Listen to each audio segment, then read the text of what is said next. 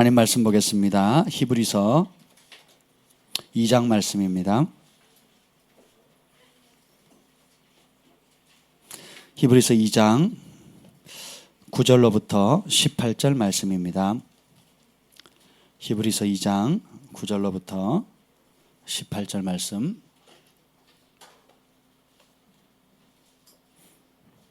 우리 한 절씩 교독하시겠습니다. 히브리서 2장 9절로 18절. 오직 우리가 천사들보다 잠시 동안 못하게 하심을 입은 자 곧 죽음의 고난을 받으심으로 말미암아 영광과 존귀로 관을 쓰신 예수를 보니 이를 행하심은 하나님의 은혜로 말미암아 모든 사람을 위하여 죽음을 맛보려 하심이라. 그러므로 만물이 그를 위하고 또한 그로 말미암은 이가 많은 아들들을 이끌어 영광에 들어가게 하시는 일에 그들의 구원의 창시자를 고난을 통하여 온전하게 하심이 합당하도다. 거룩하게 하시는 이와 거룩하게 함을 입은 자들이 다 한 근원에서 난지라. 그러므로 형제라 부르시기를 부끄러워하지 아니하시고 이르시되 내가 주의 이름을 내 형제들에게 선포하고 내가 주를 교회 중에서 찬송하리라 하셨으며 또다시 내가 그를 의지하리라 하시고 또다시 볼지어다 나와 및 하나님께서 내게 주신 자녀라 하셨으니 자녀들은 혈과 육에 속하였음에 그도 또한 같은 모양으로 혈과 육을 함께 지니심은 죽음을 통하여 죽음의 세력을 잡은 자 곧 마귀를 멸하시며 또 죽기를 무서함으로 한평생 매여 종노릇하는 모든 자를 놓아주려 하심이니 이는 확실히 천사들을 붙들어 주려 하심이 아니요 오직 아브라함의 자손을 붙들어 주려 하심이라. 그러므로 그가 범사의 형제들과 같이 되심이 마땅하도다. 이는 하나님의 일에 자비하고 신실한 대제사장이 되어 백성의 죄를 속량하려 하심이라. 그가 시험을 받아 고난을 당하셨은즉 시험 받는 자들을 능히 도우실 수 있느니라. 아멘. 성령님 이 시간에 오시옵소서. 이 말씀 안에 있는 놀라운 축복을 깨닫게 하여 주시고 그것을 누리게 하여 주시옵소서. 진리를 알지니 진리가 너희를 자유케 하리라는 그 은혜가 오늘 우리 가운데 임하게 하옵소서. 예수님의 이름으로 기도합니다. 아멘. 할렐루야. 여러분 한 주간 잘 지내셨습니까? 예수님 안에는 두려움이 없습니다. 아멘. 세상에서 가장 큰 축복이 뭔지 아세요? 하나님의 자녀가 되는 것입니다.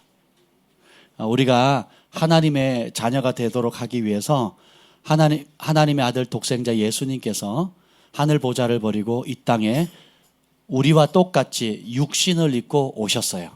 그리고 우리가 죄 때문에 마땅히 죽어야 되는데 우리의 죄 대신 세상의 모든 죄를 짊어지시고 어린 양으로 십자가에 달려 죽으셨습니다. 그래서 모든 사람을 위해서 대신 죽음을 맛보셨다 그랬어요.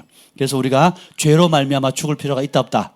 없다는 거예요. 그래서 믿는 자, 곧 영접하는 자, 곧 그 이름을 믿는 자에게는 하나님의 자녀가 되는 권세를 주셨어요. 우리 옆에 분에게 해서 당신은 하나님의 자녀입니다.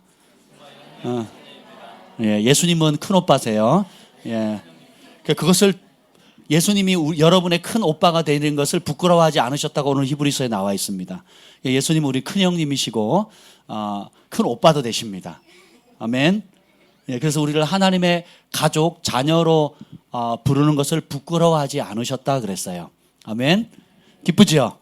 근데 우리가 글로벌 파이어 교회 안에 한 가족이 됐고 영적 가족이 됐고 또 예수님 안에서 한 가족이 되었습니다. 이보다 놀라운 축복이 어디 있겠습니까? 근데 이걸 싫어하는 사람들이 있어요. 그게 뭐냐면 마귀와 그의 자녀들입니다. 그래서 마귀가 특별히 믿는 사람들 또 세상 사람들을 향해서 공격하는 세 가지 주요한 무기가 있습니다. 그거 알고 싶죠? 이미 여러분 다 알고 있는 거예요. 근데 문제는 뭐냐면 알고 당하는 거. 아는데 당하는 거. 이것처럼 참 안타까운 일이 없죠? 그렇잖아요? 근데 하나님께서 진리를 알지니 진리가 너희를 그래서 자유케 하지 않는 진리는 진리가 아닌 거예요. 이해가 되세요?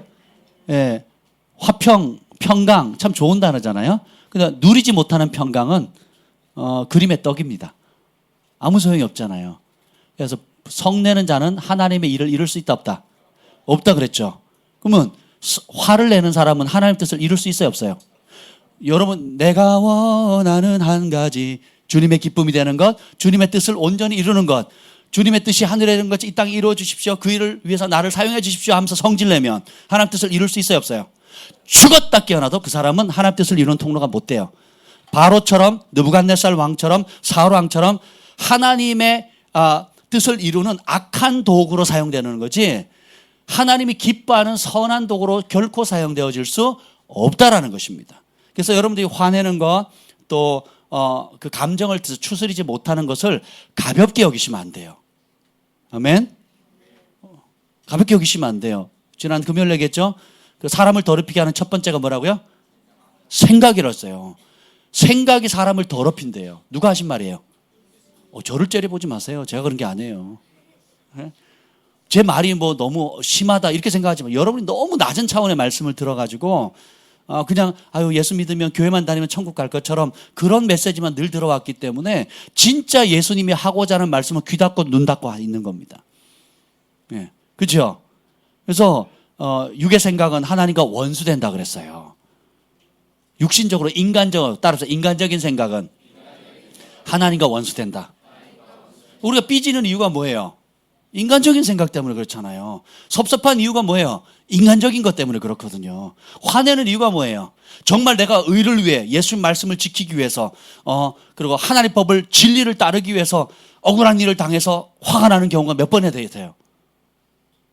아니면 내 스타일, 내 기분, 내가 원하는 대로 안 맞춰줬기 때문에, 내가 기대하는 수준에 안 맞췄기 때문에 화를 내는 경우가 많으세요? 아니면 진리를 따르다가 억울한 일을 당해서 화를 내는 경우가 많습니까? 예, 우리 수준 아시겠죠? 그러니까 화낼 이유 있다 없다? 없어요.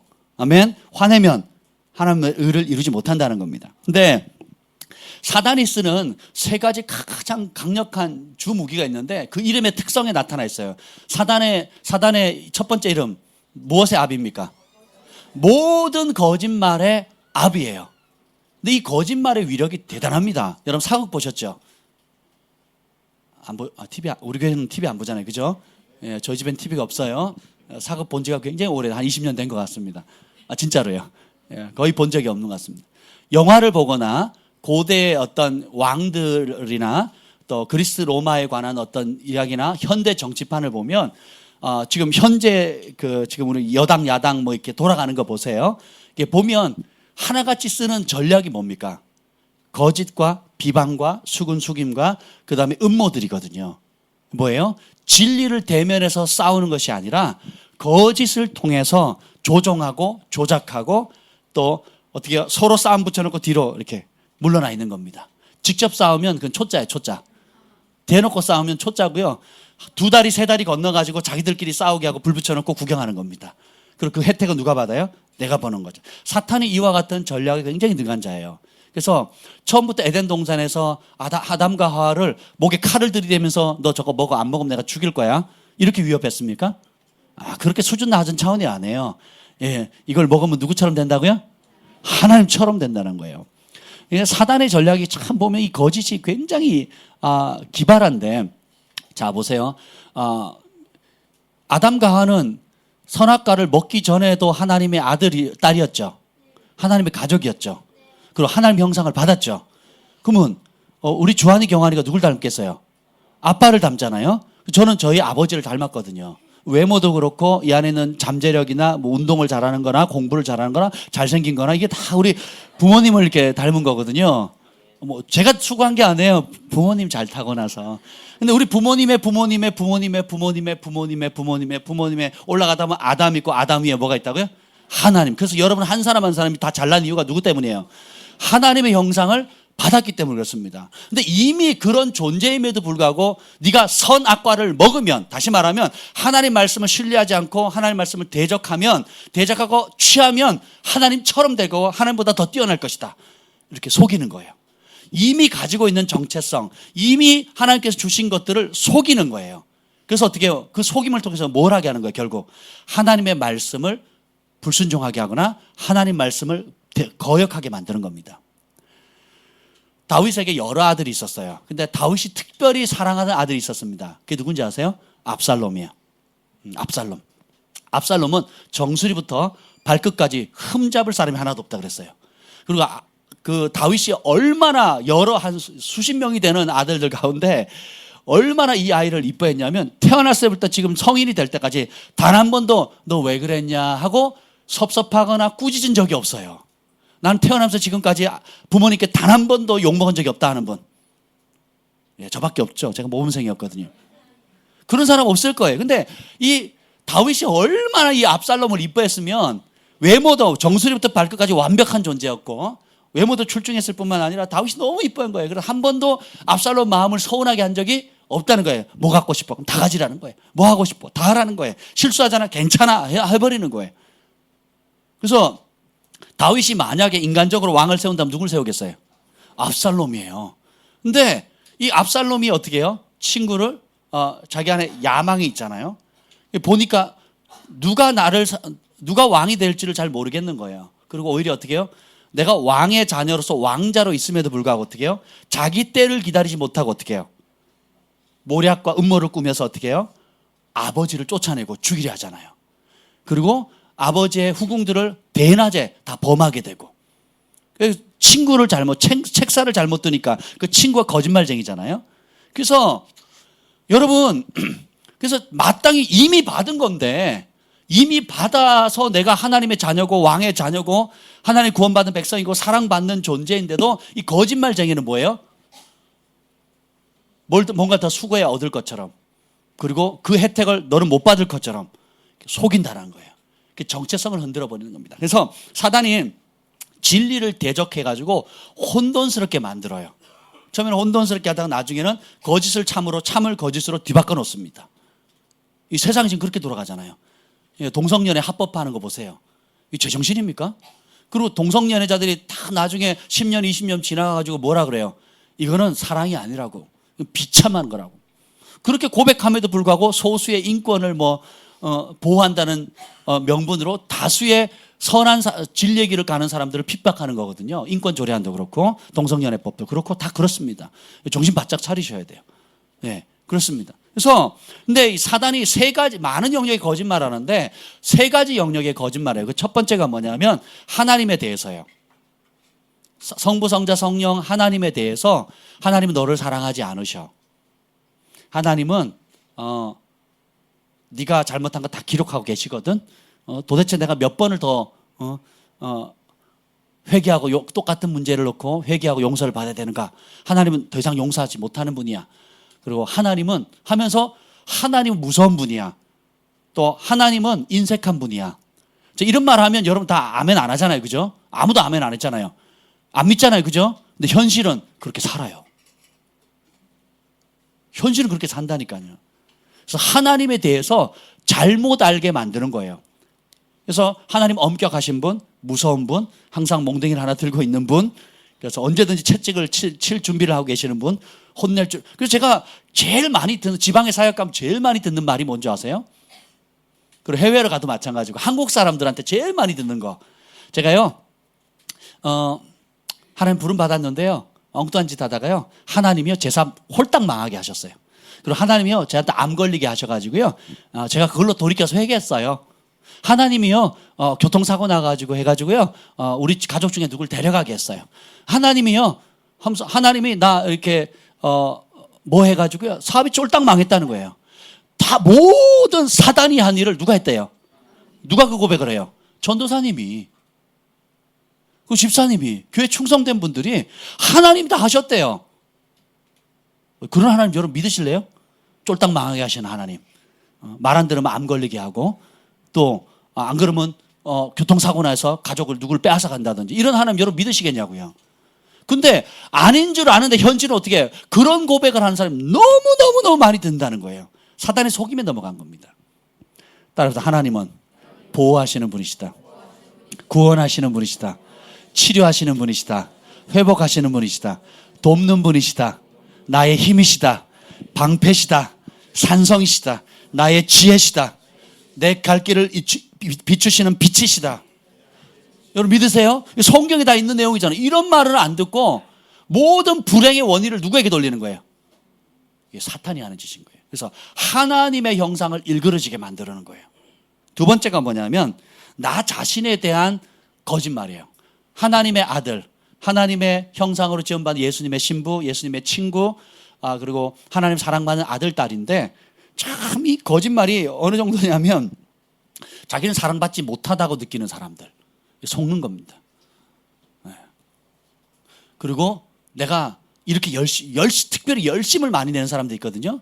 막 열심히 돈도 많이 쓰고 막 열심히 하고 열심히 기도하고 열심히 수고하고 열심히 하는데 이 사람들의 그것이 정말 성령 충만해서 성령을 따라서 열심을 내는 사람이 있고, 또 반면에 그 이면에 성령을 따라 열심을 내는 게 아니라 인정받기 위해서, 두 번째는 버림받을까 봐.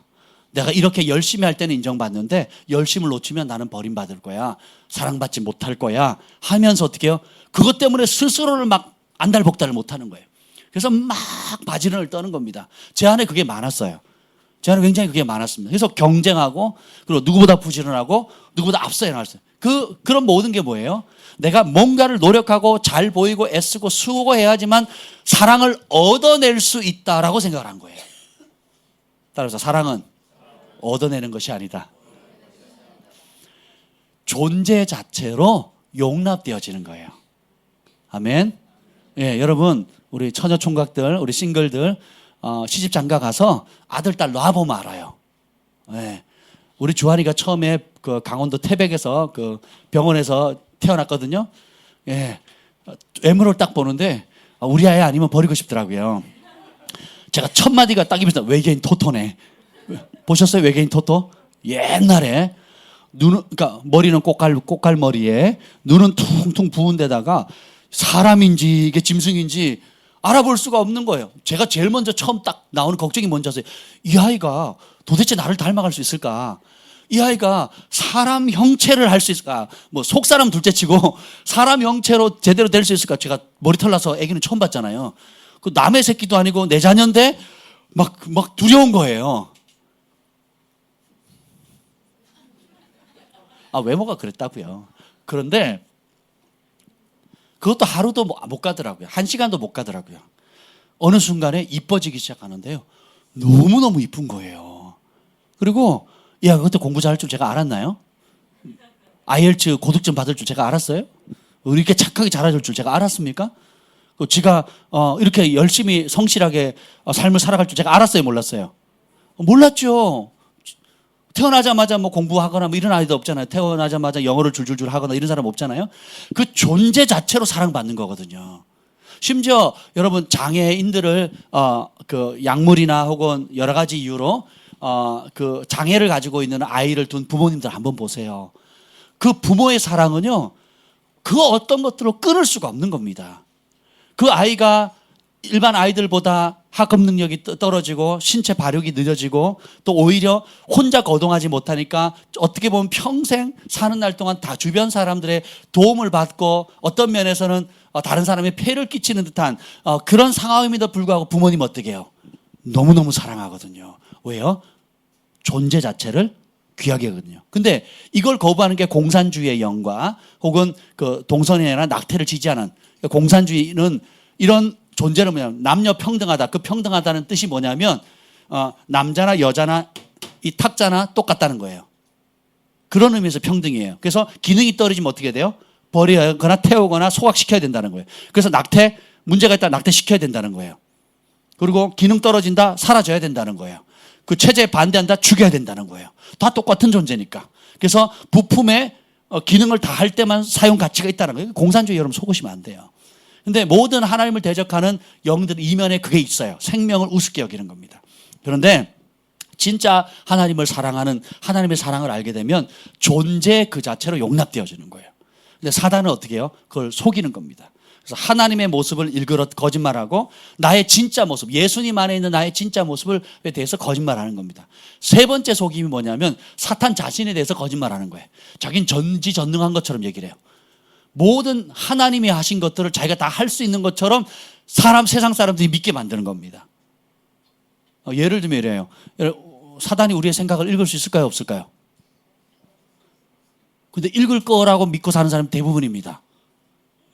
우리의 생각을 못 읽어요. 사단이 동시에 여러 곳에 있을 수 있을까요? 없을까요? 없어요. 만약에 그랬더라면 사단이 또 하나님처럼 모든 걸 다 알았더라면, 모세가 구원자라는 걸 알았더라면 모세를 가만히 내뒀겠어요? 모세가 어디 태어날 줄 알았더라면 가만히 놔뒀겠냐고요. 모르니까 어떻게 해요? 남자들 다 죽여버리는 거예요.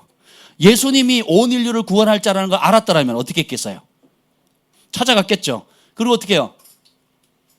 유대 땅 베들레헴에 가가지고 어떻게 해요?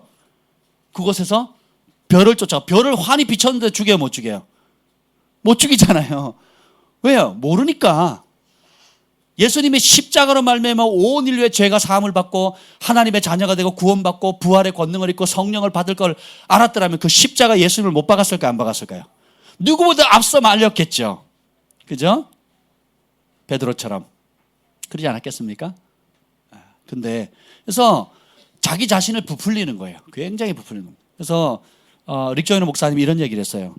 갓 거듭난 크리스찬 있잖아요. 그 사람이 10살이든 5살이든 60이건 70이건 상관없어요. 예수님을 주인으로 영접하고 성령으로 거듭난 갓 태어난 영적인 베이비, 애기라 할지라도 이 사람 안에 있는 하나님의 자녀의 권세가 모든 귀신의 수장인 그 사탄이 가지고 있는 권세보다 더 강력하다는 거예요. 아멘. 이 진리를 알면 여러분들이 어떻겠어요? 마귀를 두려워하겠어요? 안 두려워하겠어요? 세상 사람들 엄청 많이 두려워합니다. 예를 들면 이사 마음대로 못 가요. 마음대로 못 박습니다. 예, 시험 치는 날 미역국 먹으면 큰일 나요. 떨어지거든요. 여러분 지금도 그렇다니까요. 예, 그리고 온갖 손 없는 날부터 시작해가지고 온갖 보이지 않는 미신적인 것들이 그냥 대대로 흘러나오는데, 제가 군대에서 참 놀랬던 게 이 사단 정예 수색대대잖아요. 다시 말하면 그 사단 안에서는 제일 운동을 잘하고 제일 날렵하고 제일 어떤 특수 임무를 감당할 수 있는 사람들을 뽑아가 착출해서 오는 거거든요.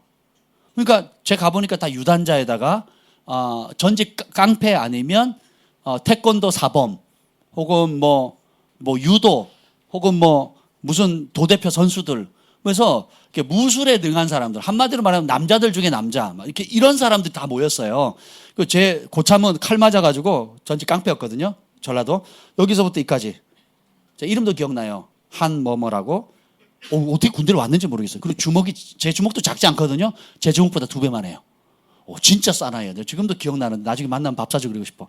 너무 멋있는 사람이었는데, 그러니까 이런 사람들 모이고, 그리고 수색대에 오는 참모들, 중대장님, 소대장님 이런 분들은 그 승진을 빨리 할 수 있는 육사 출신들이나 이런 분들이 와요. 특전사 출신이나 저희 소대장님도 육사 출신이었거든요. 그러니까 굉장히 똑똑합니다. 그러니까 엘리트죠. 그러니까 그런 분이 저희 소대장님이에요. 그러니까 이게 굉장히 남자들의 남자 이런 모임인데, 그러다가 이제 큰 훈련이 1년에 몇 번 있어요. 공수교육, 그 다음에 공수교육, 100km 행군, 또 유격, 그 다음에 천리행군, 이렇게 일주일 동안 야전에서 생활하는 겁니다. 100km 행군하거나 천리 행군을 하거나, 혹은 천리면 400km거든요. 1년에 한 번씩 했습니다. 매년. 근데, 그리고 공수교육도 받고요. 아니면 특공무술 이렇게 하는데, 꼭 나가기 전에 하는 게 있어요. 그게 뭔지 아세요? 전 부대원들이 다 모아놓고 연병장이 다 모아가지고 뭐 하는 줄 아세요? 고사 지냅니다. 우리 대대장님 크리스찬이에요.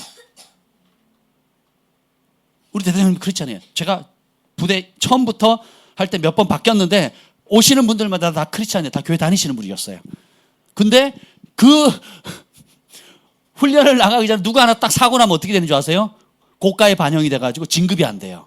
소대장, 중대장, 대대장 다 안 되는 거예요.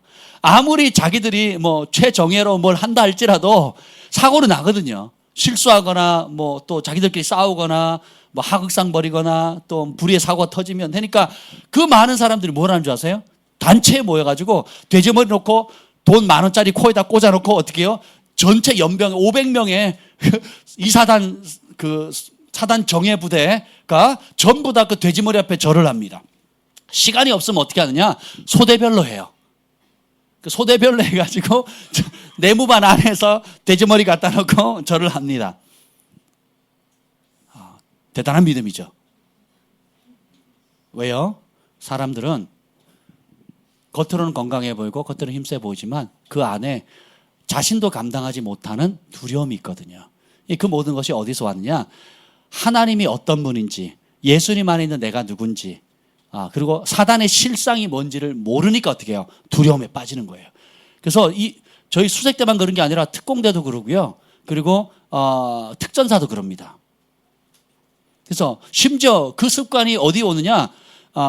유명한 대기업 있잖아요. 현대, 뭐 삼성, 뭐 이런 건 더 심해요. 모르셨죠? 다녀봤어야지.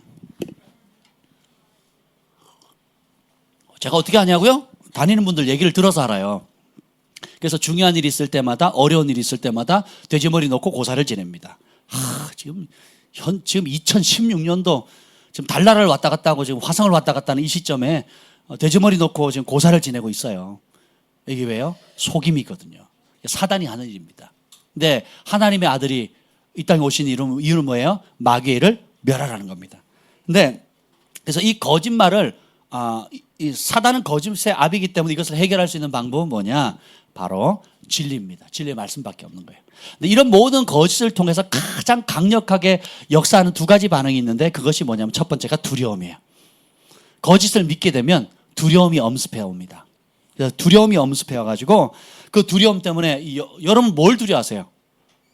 예를 들면 오늘 본문 한번 읽어볼까요? 14절 15절 큰 목소리 읽겠습니다. 14절 15절 시작. 자녀들은 혈과 육에 속하였음에 그도 또한 같은 모양으로 혈과 육을 함께 지니심은 죽음을 통하여 죽음의 세력을 잡은 자 곧 마귀를 멸하시며 또 죽기를 무서워함으로 한평생 매어 종노릇하는 모든 자들을 놓아주려 하심이니. 아멘. 한마디로 말하면 모든 두려움의 핵심은 뭐냐면 죽음이에요. 죽기를 무서워함으로 한평생 매어 종노릇하는 모든 자를 놓아준대요. 예수님이 이 땅에 육신을 입고 온 이유는 죽음의 두려움에 빠져있는 온 인류를 자유케 하기 위해서 오신 거예요. 보험이 인기 있는 이유가 뭐예요?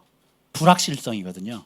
자동차 보험은 다른 사람의 해를 끼치기 위해서 끼치는 걸 보호하기 위해서 종합보험을 의무적으로 가입하게 돼 있잖아요. 그리고 생명보험, 보험부터 시작해서 화재보험, 또 뭐 기타 뭐 여러 가지 보험들이 있습니다. 해상의 뭐 배들, 또 뭐 여러 가지, 심지어 자기 몸도 자기가 아끼는 뭐 악기도 뭐 보험을 들더라고요. 이런 모든 장래에 대한 막연한 두려움 때문에 제일 돈을 버는 업종이 바로 보험입니다. 그래서 여러분 좋은 보험은 뭐 여러분 나름대로 도움이 되겠지만, 근데 이것이 도와 수치를 넘어선다라는 거예요. 그래서 사람들은 이 죽음에 대한 두려움에 파생돼서 어떤 현상이 생기느냐? 사단은 우리의 죄로 말미암아 죽음의 권세를 잡았거든요. 근데 예수님이 이 죽음의 권세를 되찾아오셨어요. 살고 죽는 이 음부의 권세를 되찾아오셨거든요. 여러분 믿으십니까? 근데 여전히 사단은 이것을 믿고 있는 사람들에게 역사하고 있어요. 그래서 죽음을 두려워하는 것들로서 파생되는 문제가 이제 거기서부터 뭐가 발생이 되냐? 예를 들면 질병에 대한 두려움. 지금 우리 득찬 자매님이 이제 남편 황진규 형제님 지금 병원에 가 있는데 어제 제가 잠깐 가서 기도해드리고 왔는데 그러시더라고요. 병원에서 황진규 형제님 남편이 이제 쓰러져서 이렇게 머리에 받았다니 바로 CT 촬영 뭐 이렇게 뇌 촬영을 해야 된대요. 또 뭐 어디에 또 방광에 또 문제가 있으니까 그것도 촬영해야 된다 그러고, 또 이 수술 받은 이에 어떻게 될지 모르니까 뭘 해야 된다 그러고, 끝도 없이 계속 검사를 해야 된다는 거예요. 그래서 득찬 자매님이 안 받겠다 그랬대요. 그래서 제가 잘하셨다 그랬어요.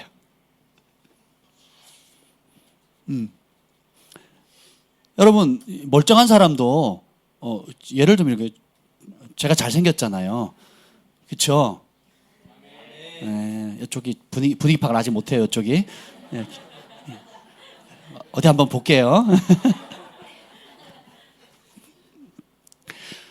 제가 좋아하는 것 중에 하나가 이제 훈련을 할 때나 세워주기 하는 것들을 합니다. YM에서도 하고 뭐 이러는데 한 사람을 놓고 칭찬해 주는 거예요. 그 사람의 은사, 장점, 섬김, 말 한마디 이런 것들을 막 세워줘요. 그러면 막 사람들이 은혜를 받습니다. 말하는 사람도 은혜를 받고 듣는 사람도 은혜를 받고 막 감동을 받아요. 근데 반대로 깎아내리기를 한번 하면 어떻게 될까요? 제가 지금까지 잘생겼는데 그러면 이제 분위기 바뀌죠. 잘난 척하고 있기는 뭐 이렇게 바뀌어요. 비슷한 말이잖아요. 잘생겼네라는 말과 잘난 척하는 건 비슷한 말이잖아요. 어떤 각도로 탁 바꾸느냐에 따라서 어떻게 해요? 저는 완전히 다른 사람이 되는 겁니다. 지금 이제 제가 아는 분이 이제 검사에 취조를 받은 이야기를 해줬는데, 검사 취조받다 자살을 많이 하잖아요. 그 이유가 뭐냐면 일부 검사들이 취조할 때요, 그 사람 인격을 완전히 짓밟아 버린대요. 그 존재감을 완전히 망가뜨린대요. 그래서 견디다 못해가지고 대기업에 있는 그 정말 막강한 권력이나 돈을 가지고 있는 사람도 옥상에서 뛰어내리잖아요. 그리고 최근에도 그런 일이 있었고, 그래서 그 취조받고 죽은 사람이 최근에 한 90명 된다 그러죠. 그 왜 그러냐? 인격을 완전히 짓밟아 버리니까 어떻게 돼요? 못 견디는 거예요. 또 자기가 잘못한 것도 있고. 그래서 그러면 본인만 잘못한 거냐? 또 그건 아니거든요. 코에 걸면 코걸이, 귀에 걸면 귀걸인 거예요. 우리의 몸도 마찬가지입니다. 여러분 몸 안에 나쁜 균이 나는 하나도 없다 하는 분 손 들어보세요. 역시 저밖에 없군요. 생각해 보세요. 그러니까 나쁜 균이 없으니까 병원에 입원하셔야 되겠네요, 지금. 나쁜 균이 있죠? 몸 안에 있죠? 분명히 있잖아요. 입원하셔야 돼요. 교회 오시면 안 되죠. 입원하셔야지. 속임이에요. 하나님 우리를 창조할 때 나쁜 것이 없는 무균실에 넣어놓은 것이 아니라 어떤 나쁜 것을 받아도 이겨낼 수 있고 극복할 수 있는 더 큰 생명의 능력을 주셨다는 거예요.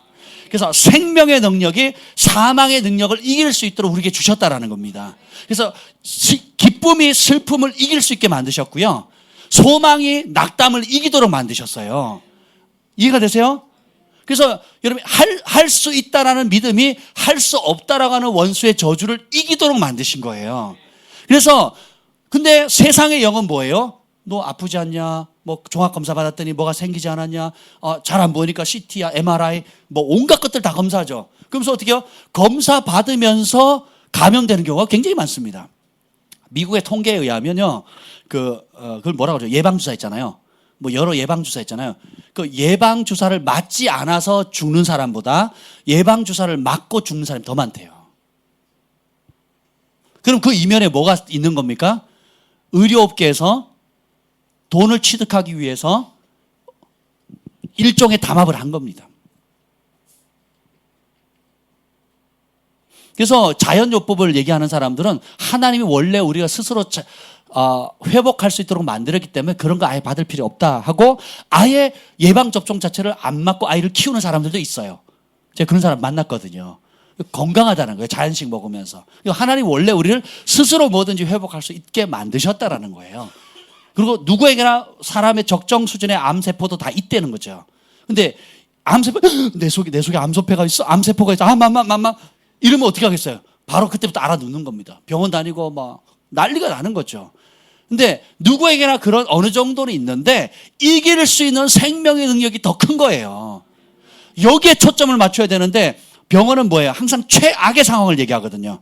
수술할 때도 수술이 최악으로 잘못됐을 때 어떤 일이 생긴다는 걸 얘기를 하는 겁니다. 그리고 사인하라고.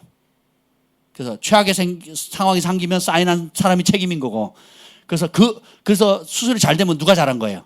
의사 선생님 잘한 거예요. 이 구조를 만들어 놓은 거예요. 이해가 되시죠? 그래서 여러분 그 불필요한 두려움으로 공격을 하는데 또 주님께서 구약의 신명기의 축복을 보면 내가 먹는 물과 양식의 복을 주시겠다 그랬어요. 여기는 영어 성경에는 물과 브레드예요. 브레드, 빵. 여러분 이제 한국 사람이 주식이 빵인 거 아시죠? 밀가루인 거 아시죠? 더 이상 쌀이 아니에요. 여러분이 밀가루를 많이 먹나 쌀을 많이 먹나 한번 계산해 보세요. 라면, 피자, 햄버거, 그죠? 국수, 그리고 파스타, 다 밀가루거든요.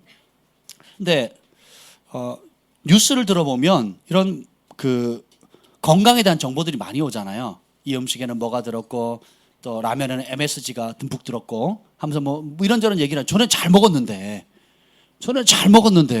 지금은 뭐 과학기술이 발전하니까 뭐 이것도 나쁘고 저것도 나쁘고 그러니까 저는 그 뉴스를 뜨면 이런 거 먹으면 벌써 죽었겠다. 나는 죽어도 10년 전에 벌써 다 죽었겠다 이런 생각이 드는 거예요. 여러분 그런 생각 안 드세요? 그 통계가 정확하고 그 과학 증거가 정확하다 그러면 나는 벌써 수십 번 죽었고 내 몸에 온몸에 온갖 질병들이 다 있었을 거예요. 그런데 주님께서 뭐라 그랬어요? 네가 먹는 물과 양식에 내가 복을 주리라. 그리고 어떻게 돼요? 믿는 자들의 표적 중에 하나가 뭐예요? 어떤 독을 마실지라도 해를 받지 않는다거든요. 무슨 독을 마실지라도 해를 받지 않는 거예요. 심지어 바울이 배 독사에 물렸는데 어떻게 해요? 툴툴 털어버리고 말잖아요. 그렇죠? 그래서 하나님께서는 우리 안에 생명의 영으로 충만케 해주셨는데 과학자들이 이걸 발견한 겁니다. 그게 뭐냐면 줄기세포와 생식세포입니다. 줄기세포는 우리 온몸을 원상태로 회복시키는 능력이고 생식세포는 그보다 더 막강한 어마어마한 어떻게 보면 영생할 수 있도록 만들 수 있는 그런 잠재를 가지고 있는 게 생식세포인데 그걸 누가 만드신 거예요? 하나님이. 누가 가지고 있어요? 여러분이 다 가지고 있는 거예요. 원래 하나님께서 그렇게 만드셨는데 죄 때문에 이게 기능을 상실한 거죠. 여러분 뇌를 몇 프로 쓰세요? 지금 뇌를 몇 프로 쓰고 있습니까? 안 써봐서 잘 모르겠어요? 그것도 계산을 못 하잖아요. 지금 우리 수준이 이래요. 내가 지금 내 뇌를 내가 몇 프로 쓰고 있는지도 모르고 살아요. 5% 10%도 못 쓰잖아요. 죽는 날까지. 그럼 나머지 95% 뭐예요? 놀고 있는 거예요. 네. 한번 생각해 보세요. 그러니까 우리가 하나님의 형상으로 우리가 지원받았다는 그 사실에 대해서 그 안에 가지고 있는 무궁무진한 잠재력, 그리고 우리 안에 계신 성령님, 우리와 함께 하시는 하나님에 대한 가치를 얼마나 우리가 평가절하하고 사는지를 모릅니다. 그리고 세상이 준 염려, 걱정, 그리고 온갖 두려움들에 대해서 그걸 너무 맹신하고 사는 거예요. 이것이 사단의 거짓의 파워예요. 여러분 가운데 물에 대한 두려움이 있는 분 있어요? 나 물 하면 싫다. 저기 뒤에 한 분 있네요. 그래서 헤엄 못 치는 사람 있어요. 우리 승만의 형제가 멕시코 가가지고 우리가 겨울에 매일 밤 가서 우리 샤워장이 개울이었거든요. 물이 깊은 한 2m 정도 깊이 있는 곳이 있는데 승만 형제가 뛰어내렸어요. 전 수영 잘한 줄 알았어요. 한 번 내려갔다가 탁 나오더니 그리고 다시 내려가더니 안 나오더라고요.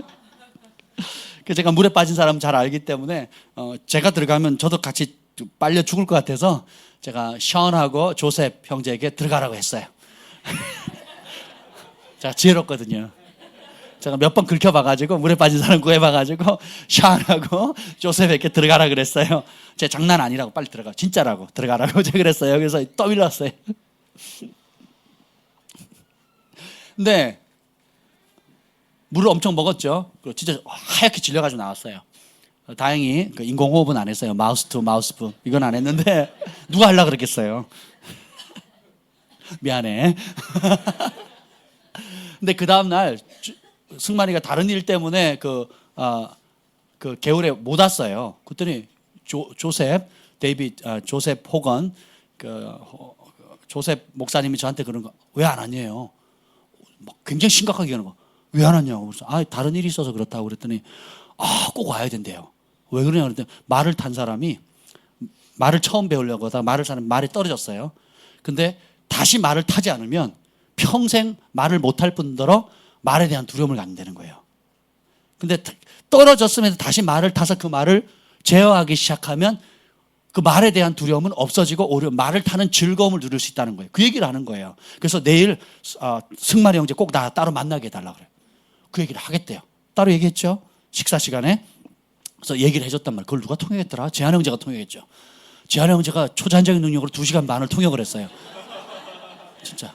그죠? 진이 자매랑 같이 어마어마한. 예. 진짜로 그랬다니까요. 식사 시간에. 그래서 자기도 놀래고 주변 사람도 놀래고. 뭐 통역을 제대로 했느냐 이건 묻지 마세요. 어쨌든 의사소통이 됐다. 이게 중요한 거예요. 그 언어에 대한 두려움의 장벽이 또 넘어지게 되는 겁니다. 여러분, 기도하다가 물에 대한 두려움, 하나님께서 있는 걸 오늘 끊으신다는 감동을 주셨어요. 아멘. 예수님의 이름으로 끊어질지어다. 현주야, 우리 날 잡자. 그리고 또 높이에 대한 두려움도 있잖아요. 고소공포도 있고, 또 이런 거는 그냥 귀여워요. 또 음식에 대한 두려움, 이것저것 못 먹는 사람들이 있어요. 그리고 장래에 대한 막막한 두려움, 그리고 노후에 대한 두려움, 여러 가지 두려움들이 있는데 제일 심각한 두려움이 뭔지 아세요? 사람에 대한 두려움이에요. 많은 탁월한 은사를 가진 사람들이 사람을 싫어해요. 제가 세계적인 사역자들 많이 봤잖아요. 세계적인 사역자들 가운데 이 데이브 브라이언처럼 이렇게 사람을 따뜻하게 이번 10월 9일 날 이제 존 필러 목사님 오시거든 저희 교회. 주일 날 아침 점심 저녁을 할까 점심 저녁을 할까 아침 저녁을 할까 지금 고민이에요. 집회를 어떤 식으로 할까 지금 고민입니다. 일단 고민하고 있는데 어떻게 하면 좋을까요? 아침 점심 저녁 하자고요. 아무튼 우리 민규 형제가 아침 점심 저녁 하자 그러더라고요. 그래서 아침 저녁을 할까 점심 저녁을 할까 뭐 지금 고민하고 있습니다.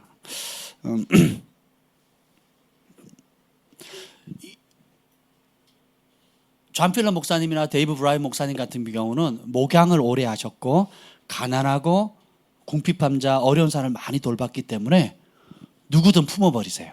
하이드 베이커 목사님도 그렇고 품으세요. 그런데 영적으로 민감한 분들 있죠. 제가 만난 선지자들은 사람들을 힘들어합니다. 상당수의 선지자들이 그래요. 굉장히 민감하고 예민해서 사람들 대하는 걸 힘들어해요. 왜요?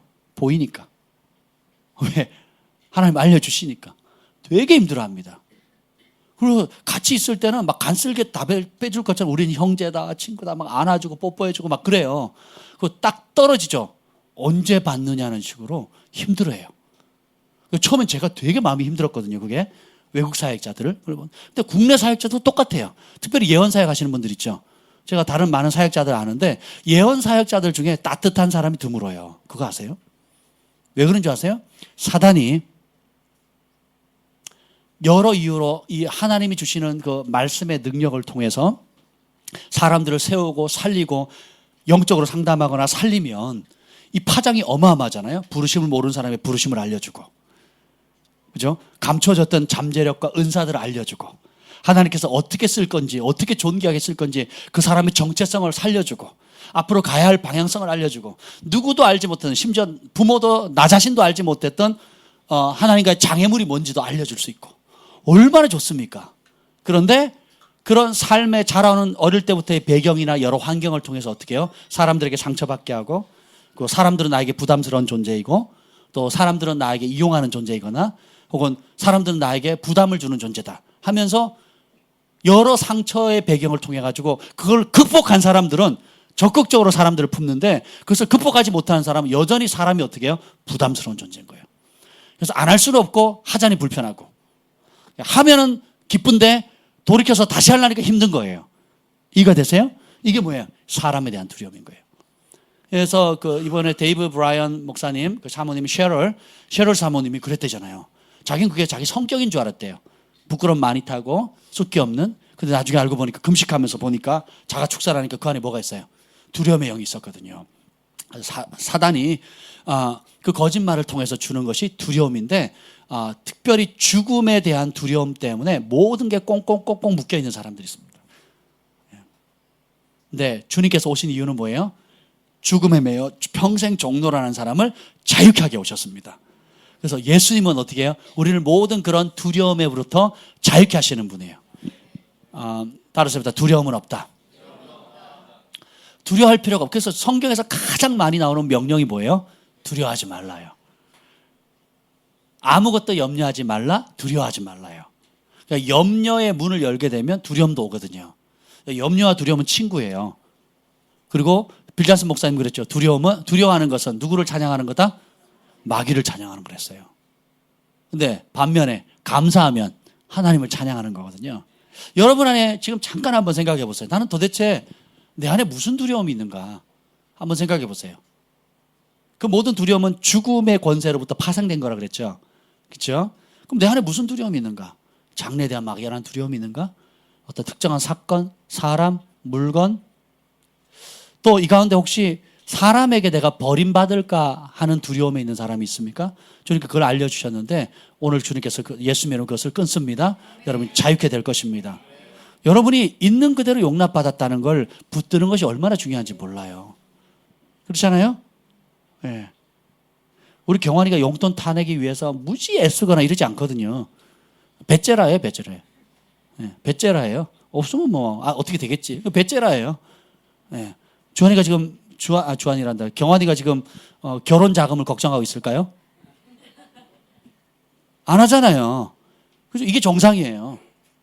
근데 결혼 자금이 필요하잖아요. 그죠? 예, 필요한데 걱정할 필요는 있다 없다? 없어요. 여러분 죽어요, 안 죽어요? 죽을 거예요. 근데 죽음에 대해 지금 걱정할 필요 있어요, 없어요? 제가요, 이 말씀 준비하면서 전부터 그랬지만 제가 하나님 앞에 기도한 게 있어요. 저는 주님, 내가 글로벌 파이어 목회하는 동안에는 장례식 안 치를 겁니다. 죽고 싶으세요? 왜 아멘을 안 하세요? 나 빨리 죽고 어서 천국 가고 싶다 뭐 이런 분위기인데 이쪽이 지금 믿음이 좋은 분들이에요. 내가 뭐 쟤만이 세상은 내 집안이네, 저 천국에 가겠네 뭐 이런 분위기예요. 제가 진짜 진지하게 기도하는 겁니다. 주님, 나 장례식 치르기 싫어요. 생명형으로 충만케 해주십시오. 우리 교회 최고령자가 7순이 넘으시거든요. 그죠? 그러면 한 30년만 더 사셔도 제가 장례식 치를 필요 없거든요. 일단 30년 지난 다음에 한번 생각해 보자고요. 아멘. 네, 우리 결미 어머니, 우리 30년 뒤에 한번 생각해 볼게요. 아멘. 예. 예수 믿고 건강하게 살다가, 그래서 하나님 주신 복이 장수의 복인데, 그렇잖아요. 내 물과 떡에 양식의 복을 주셔서 단명하지 않고 장수하게 하신다 그랬거든요. 그래서 나 빨리 죽여주세요 하는 사람은 패배의식에 빠져 있는 사람이에요. 인생에 자신이 없는 사람이에요. 오늘 천국을 못 누리는 사람입니다. 날마다 주님과 교제 동행하는 사람은 내가 이 몸을 떠나서 주님께 가는 게 더 기쁘지만, 나를 통해서 주님이 나를 이 땅에 뭔가를 하실 일이 있고 나를 통해 그 일을 쓰시겠다는, 그 일에 쓰임 받는다는 그 존귀함은 이루 말할 수가 없거든요. 아멘. 그래서 여러분, 그 두려움, 질병, 염려, 특별히 버림받을 것에 대한 두려움은 하나님께 주신 것이 아닙니다. 그래서 그걸 대적하시길 바라요. 여러분, 이것이요, 직장에 가도 영향을 끼치고요, 모든 대인관계에 영향을 끼칩니다. 그래서 존재 그 자체로 내가 소중하다는 거 용납받는. 그래서 자녀들은 계속 주님께서 자녀라고 표현하거든요. 하나님의 자녀라는 거. 세 번째, 그러니까 거짓말을 통해서 이제 두려움이 오고, 두 번째는 뭐냐면 정죄감이거든요. 예, 제가 번역한 사단의 전략이라는 그 책에 보면 사단이 믿는 자들에게 가장 강력하게 쓰는 무기가 뭐냐면 정죄감입니다.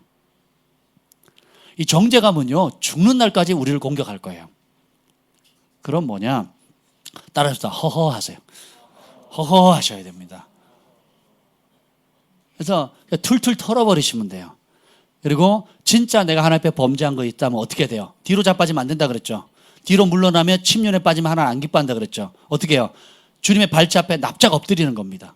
제가 예전에 똥 싼 얘기했죠. 초등학교 5학년 때, 6학년 때인가 바지에 똥을 쌌어요. 겨울에. 어떻게 할 방법이 없어요. 그러니까 굵은 건 떨어내고 이제 갈아입어야 되는데 어디 갈아입을 수가 없는데, 또 우리 집안에 개 모임을 한 거예요. 동네 사람 다 모였어요. 온 동네 공개적으로 제가 쪽팔림을 당할 수 있는 처지였습니다. 그때 연탄불 때우고 있을 때였는데, 제가 문을 쪽 열면서 엄마 빨리 나오시라고. 그래서 냄새가 나죠 벌써. 네, 우리 어머니가 이 다 큰 놈이 벌써 동네 창피해 죽겠네, 똥을 싸고, 이걸 기대했거든요. 근데 그게 아니라 어디 아팠니? 그리고 물 끓여놓은 그 연탄불 위에 끓여놓은 물을 가지고 깨끗이 씻어주시고 새 옷을 갈아입혀 주시는 거예요. 그리고 어디 아파서 그랬니? 라고 하는 거예요. 다 큰 놈이 동네 창피하게. 저는 그걸 기대했는데. 근데 우리가 하나님 앞에 나아갈, 사람 앞에, 우리를 사랑하는 어머니 앞에 나아갈 때도 그런 편안함이 있잖아요. 그렇죠? 우리 소망이 온유, 그러면 똥 쌌어요? 그러고 자랑스럽게 오거든요. 닦아달라고. 그러면 제가 또 지혜를 발휘해서, 주하나, 경하나, 네 동생이다, 네 동생. 이제 그렇게 하는데, 그러면 오빠라도 동생들 기꺼이 닦아주거든요. 화내는 걸 제가 못 봤어요. 애들이 참 감사한 게, 동생들 이렇게 똥 닦아줘라 했을 때 한 번도 화내거나 싫어하는 걸 제가 본 적이 없어요. 그래서 자연스럽게 주한이가 경한이 똥 닦아줬거든요. 2살 차이예요. 몇 살 때 그랬더라? 하여튼 한동안 클 때 그렇게 했거든요. 얘가 똥기저귀 못 가릴 때 주한이가 동생을 그렇게 닦아줬어요. 그러니까 경한이가 어떻게 동생들 또 그렇게 해주는 거예요. 가족이라는 것은 뭐냐? 최상의 모습부터 최악의 모습까지 이 양극단을 품을 수 있는 공동체가 가족이에요.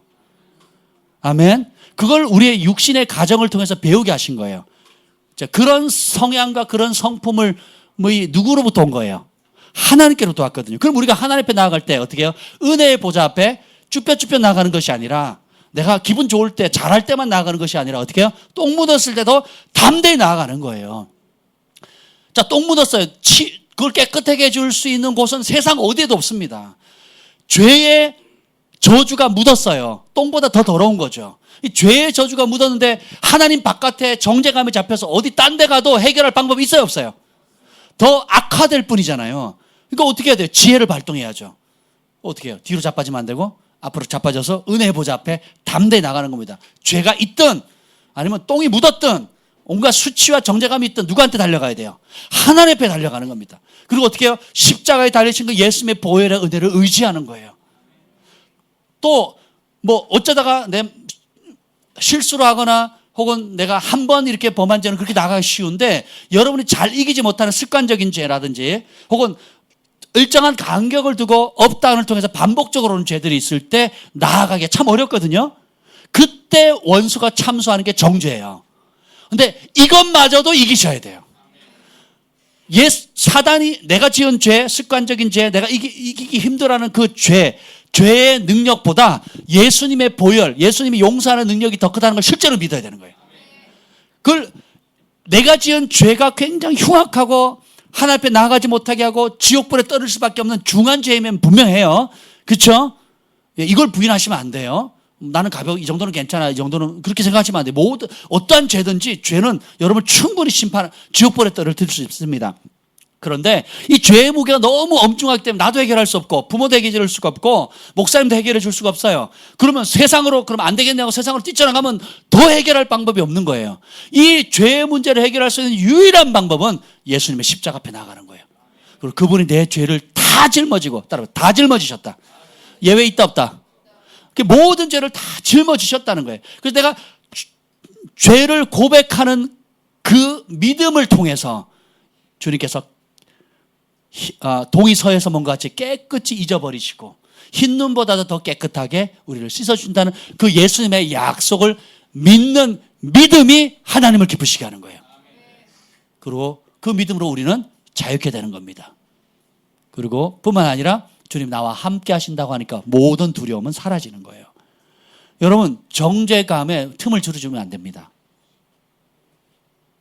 어떤 정죄감이 밀려온다면 그럼 정죄감 즐겨보세요. 그래 내 탓이야. 내 잘못이야. 나는 소망 없어. 난 안 돼. 나 같은 사람 용서받을 수 없어. 용서 안 받으면 어떻게 할 거예요? 지옥 가야죠. 그렇잖아요. 그게 해답이 돼야 안 돼요. 아무 해답이 되질 않습니다. 그러니까 어떻게 해요? 은혜의 보좌 앞에 담대히 들어가는 겁니다. 그래서 자유케 돼야 여러분이 하나님과 교제할 수 있어요. 자유케 돼야 하나님께서 여러분이 주신 사명을 이룰 수 있어요. 정죄감으로부터 자유케 돼야 여러분이 당당히 주님 앞에 설 수 있습니다. 제가요 전국체전에 나가서 나가기 위해서 이런저런 준비를 했는데 이게 검도 도대표였거든요. 할 때에 제가 참 잘했어요. 지금 생각해도 참 잘했던 것 같아요. 제 머릿속에 접은 적이 없어요. 접은 적이. 시합을 하면 거의 접은 적이 없거든요. 저를 이겼다 그럼 진짜 잘하는 거예요. 하나님 그 은혜를 주셨어요. 제가 달리기도 느리고 또 힘도 약하고 근력도 부족한데 시합은 너무너무 잘했던 것 같아요. 근데 어느 때 지느냐? 위축될 때. 누가 말 한마디 탁 던져서 마음이 상해버린 거예요. 혹은 우리 사범님이 있었고 그 정치적으로 위에 있는 분이 있었어요. 그분이 와가지고 뭘 한마디 했는데 위축된 거예요. 그랬더니 내가 발휘할 수 있는 것이 100%라고 했을 때 실제로는 20% 30%도 발휘가 안 되는 거예요. 여러분 학교에서 발표할 때 밤새 며칠간 준비했는데 막상 당일날 뭔가 이렇게 위축돼가지고 두려움에 빠지면 능력이 나타나요? 안 나타나요? 안 나죠. 모든 영역도 마찬가지입니다. 사업의 영역이든 공부의 영역이든 또 여러분이 가지고 있는 은사나 재능이나 이런 모든 영역에 두려움이나 정죄감에 딱 사로잡히면 여러분이 가지고 있는 하나님 주신 잠재력의 10% 20%도 못 쓴다는 거죠. 그게 뭐예요? 원수의 여기 보면 한평생 매어 죽기를 무서함으로 한평생 매어 종노릇하는 모든 이렇게 묶이는 현상이 생기는 거예요. 종노릇하게 되는 거예요. 두려움의 종, 정죄감의 종이 되는 겁니다. 이거를 주님께서 이런 모든 묶임으로부터 자유케 하기 위해서 주님이 오셨다는 거예요. 주께서 자유케 하면 아들이 자유케 하면 참으로 자유케 되는 겁니다. 아멘. 그래서 여러분들이 가지고 있는 중독들 또 은밀한 죄들 이런 모든 것들을 숨기면 방법이 없어요. 어떻게 돼요? 빛 가운데 드러내서 하나님 앞에 나아가서 은혜 보좌 앞에 주님 내가 이렇습니다. 왜 그렇습니까? 주님의 손에 올려드립니다 하면 그 순간에 자유케 되는 것입니다. 시 9편 10절에 보면 하나님이여 주의 이름을 아는 자는 주를 의지하노니 이는 주를 찾는 자들을 버리지 아니하심이다. 다윗이 이렇게 고백했어요. 주를 의지하는 자 주님이 버리지 않는데요. 그리고 시 10편 14절에 보면 외로운 자가 주를 의지하나이다. 주는 벌써부터 고아를 도우시는 이시니이다. 외로운 자가 누구를 의지한다고요? 주를 의지한다는 거예요. 그래서 그런 면에서 외로움은 선물입니다. 그래서 우리 그리스도인들은 외로워할 틈이 있어요, 없어요? 없어요. 외로울 때도 뭐예요? 누구를 의지해요? 주님을 의지하니까. 주님이 어떻게 합니까? 고아를 도우시는 분이다. 외로운 자를 도와주시는 분이다. 그리고 함께 해주시는 겁니다. 참 하나님이 지혜로우신 것이 인격적이세요.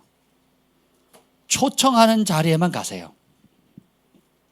항상 우리 곁에 계시는데 우리가 동의하든 동의하지 않든 인정하든 인정하지 않든 하나님은 늘 우리 곁에 계시는데 인격적으로 환영하는 곳, 초대하는 곳, 기꺼이 주인으로 모시는 그곳에만 들어가신다는 거예요. 자원하는 심령에만 들어가신다라는 거예요. 이해가 되세요? 그래서 여러분들이 시 13편 5절에 나는 오직 주의 사랑을 의지하여 싸우니 나의 마음은 주의 구원을 기뻐하리다. 오직 주님의 사랑을 의지했대요. 여러분 오직 주님의 심판을 의지하는 분 있습니까? 오직 주님의 분노를 의지하는 사람, 오직 주님의 무서움을 의지하는 사람 있습니까? 아니죠. 다윗이 이렇게 나는 오직 주님의 사랑을 의지했다는 거예요. 저 하늘보다 높고 저 바다보다 깊다 하는 찬송이 있잖아요. 하나님의 사랑이. 근데 한번 상상을 해보세요. 바닷가 모래알보다 많은 게 하나님 사랑인데 우리는 그 하나님의 사랑의 깊이와 높이와 그 지혜의 수를 다 헤아릴 수가 없는 겁니다. 그래서 가끔 여러분이 좀 잠잠히 특히 외로운 날 혹은 여러분이 어떤 한계에 딱 부딪혔을 때 제가 종종 하는 게 뭐냐면 하나님의 사랑에 대해서 묵상합니다. 그러면 막 눈물이 막 생겨요. 그리고 막 감사가 막 저절로 옵니다. 그리고 막 찬양이 생기는 거예요. 주님께서 여지까지 나를 인도하시는 그분의 섭리 동원했던 사람이 몇 명이에요. 투자했던 물질이 돈이 얼마입니까? 그리고 나를 얼마나 많이 움직이셨고 얼마나 많은 사람들을 통해서 은혜를 베푸셨는지를 생각하면 정말 저 하늘보다 높고 저 바다보다 깊고 모래알보다 헤아릴 수 없는 그런 하나님의 사랑에 압도되어질 수밖에 없다라는 거예요. 그래서 주님의 사랑을 의지하는 게 능력이에요. 주님의 사랑이 그 어떤 정죄감, 그 어떤 두려움보다 크다는 걸 믿는 것이 하나님을 기쁘시게 해요. 그리고 그 진짜 주의 사랑을 의지할 때 진짜 자유가 오는 겁니다. 모든 불필요한 두려움들 사라지는 겁니다.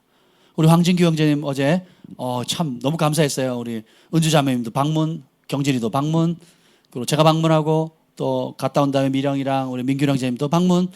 우리가 짜고 한 게 아니거든요. 근데 1년에 쭉쭉 갔는데 하나님께서 마음의 문을 열어주신 거예요. 제가 지난주에 갔다 왔거든요. 지난 주일날 갔다 왔는데 너무 반겨 맞으시는 거예요.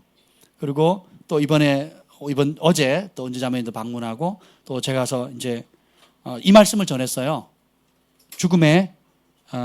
죽기를 무서함으로 한평생 매어 종로로 타는 모든 자를 놓아주려 하심이라. 주님께서 그런 모든 두려움에서 놓아주실 겁니다.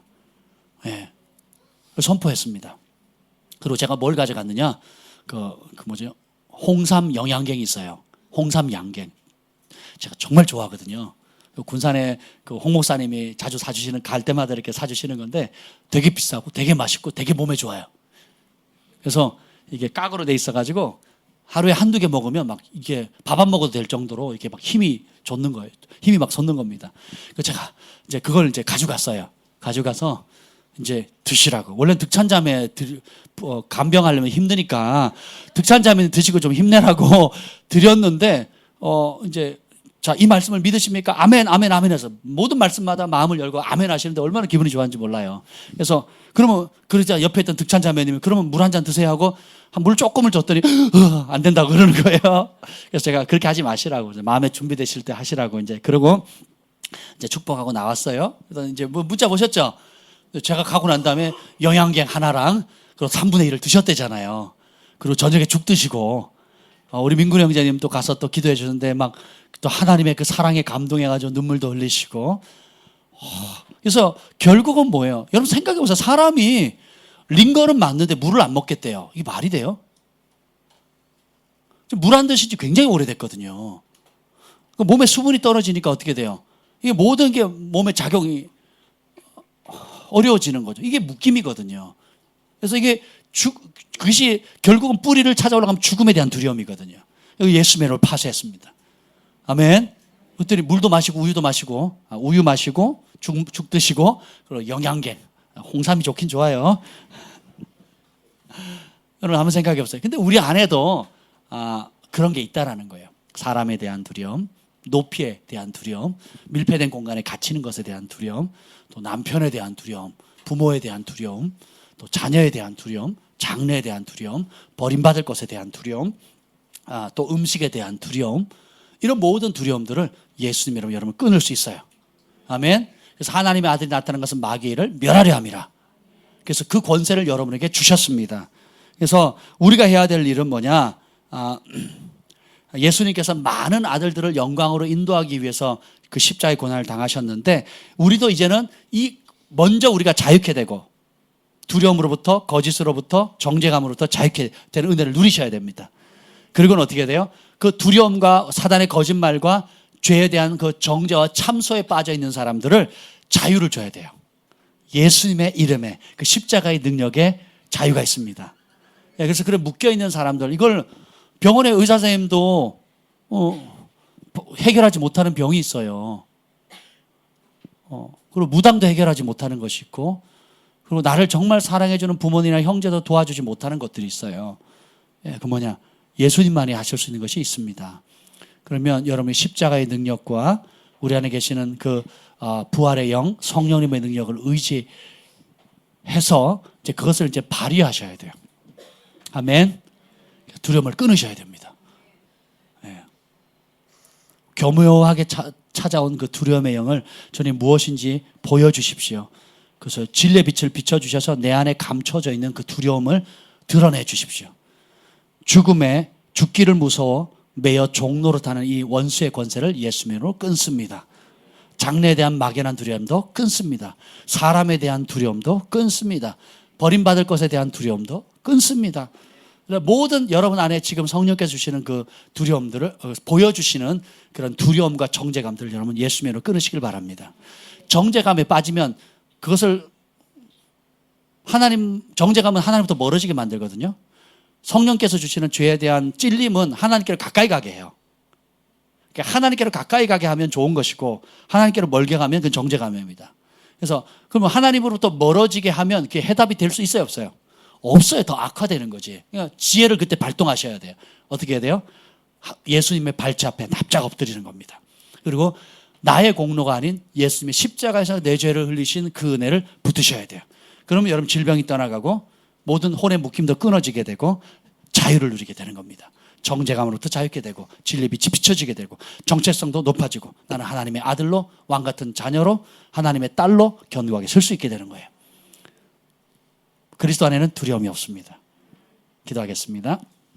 주님 감사합니다. 죽음을 통하여 죽음의 세력을 잡은 자 곧 마귀를 멸하신 주님을 찬양합니다. 또한 죽기를 무서함으로 한평생 매어 종노릇하는 모든 자들을 놓아주신 주님을 찬양합니다. 하나님, 주님께서 그 자유를 우리에게 주셨사니 다시는 그 자유를 빼앗기지 않게 하여 주시옵소서. 그리고 한평생 죽기를 무서워 죽음의 종노릇하는 주변의 많은 사람들, 형제들, 가족들, 이웃들에게 자유를 선포하는 축복의 통로들이 다 되게 하여 주시옵소서. 우리 안에 감춰져 있는 특별히 버림받는 것에 대한 두려움, 또 물에 대한 두려움, 불에 대한 두려움, 사람에 대한 두려움, 음식에 대한 두려움, 여러 가지 막연한 모든 두려움들에 대해서 이 시간에 나사렛 예수 이름을 명하노니 모든 두려움은 끊어지게 될지어다. 두려움부터 자유케 될지어다. 하늘의 평강과 기쁨과 생명으로 충만케 될지어다. 이제는 우리 주 예수 그리스도의 은혜와 하나님 아버지의 극진하신 사랑과 성령의 감화 감동 충만하심이 오늘도 우리에게 생명과 기쁨과 감사와 능력을 주시는 그 주님을 사랑하며 그분 앞에 늘 바짝 나아가기로 다짐하는 하나님의 백성들 위해 영원토록 함께 있을지어다. 아멘. 할렐루야.